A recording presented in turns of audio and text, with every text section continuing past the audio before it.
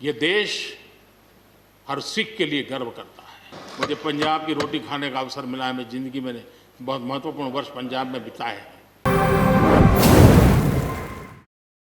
आगे भी खुलेंगे, लेकिन कुछ लोग हैं जो भारत अस्थिर रहे, अशांत रहे, इसे लगातार कोशिशें कर रहे हैं। हमें इन लोगों को जानना होगा। हम ये न भूलें कि पंजाब के साथ क्या हुआ। जब बंटवारा हुआ, सबसे ज्यादा भुगतना पड़ा पंजाब को। जब 84 के दंगे हुए, सबसे ज्यादा आंसू बहे पंजाब के। सबसे ज्यादा दर्दनाक घटनाओं का शिकार होना पड़ा पंजाब को। जो जम्मू कश्मीर में हुआ, निर्दोषों को मौत के घाट उतार दिया गया। जो नॉर्थ ईस्ट में होता रहा, आए दिन बम बंदूक और गोलियों का कारोबार चलता रहा। ये सारी चीजों ने देश को किसी न किसी रूप में बहुत नुकसान किया है। इसके पीछे कौन ताकतें हैं, हर समय हर सरकारों ने इसको देखा है, जाना है, परखा है। और इसलिए हमें उस जज्बे से इन सारी समस्याओं के समाधान के लिए हम तेजी से आगे बढ़े। और हम ये न भूलें कि कुछ लोग हमारे खास करके पंजाब के, खास करके सिख भाइयों के दिमाग में गलत चीजें भरने में लगे हैं। ये देश हर सिख के लिए गर्व करता है। देश के लिए क्या कुछ नहीं किया इन्होंने। उनका जितना हम आदर करें उतना कम है। गुरुओं की महान परंपरा को, और मेरा भाग्य रहा है मुझे पंजाब की रोटी खाने का अवसर मिला है। मैं ज़िंदगी में बहुत महत्वपूर्ण वर्ष पंजाब में बिताए हैं, इसलिए मुझे मालूम है।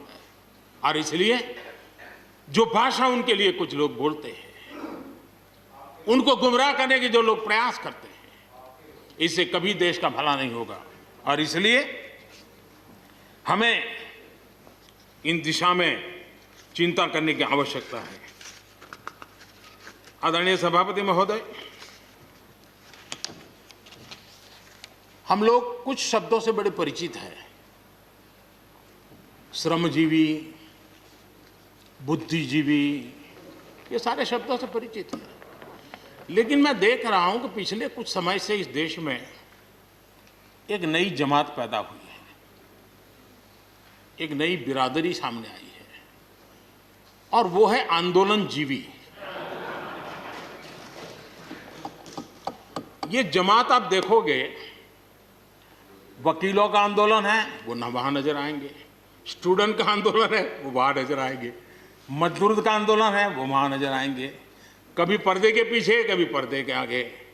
एक पूरी टोली है जी जो आंदोलनजीवी है। वो आंदोलन के बिना जी नहीं सकते हैं और आंदोलन से जीने के लिए रास्ते खोजते रहते हैं। हमें ऐसे लोगों को पहचानना होगा कि वो जो सब जगह पे पहुंच करके और बड़ा आइडियोलॉजिकल स्टैंड दे देते हैं, गुमराह कर देते हैं, नए नए तरीके ढूंढो बता देते हैं। देश आंदोलनजीवी लोगों से बचे, इसके लिए हम सबको, और ये उनकी ताकत है। उनका क्या है, खुद खड़ा नहीं कर सकते चीजें, किसी की चल रही तो जाके बैठ जाते हैं। वो अपना जो जितने दिन चले चल जाता है उनका। ऐसे लोगों को पहचानने की बहुत आवश्यकता है। ये सारे आंदोलनजीवी परजीवी होते हैं।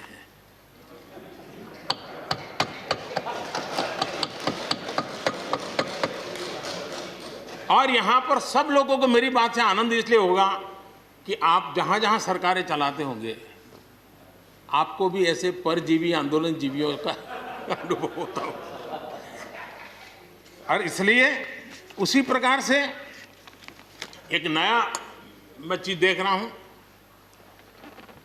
देश प्रगति कर रहा है, हम एफडीआई की बात कर रहे हैं, फॉरेन डायरेक्ट इन्वेस्टमेंट। लेकिन मैं देख रहा हूं इन दिनों एक नया एफडीआई मैदान में आया है। ये नए एफडीआई से देश को बचाना है जी। एफडीआई चाहिए, फॉरेन डायरेक्ट इन्वेस्टमेंट। लेकिन ये जो नया एफडीआई नजर का आ रहा है, ये नए एफडीआई से जरूर बचना होगा। और ये नया एफडीआई है foreign destructive ideology, foreign destructive ideology. और इसलिए इस एफडीआई से देश को बचाने के लिए हमने और जागरूक रहने की जरूरत है।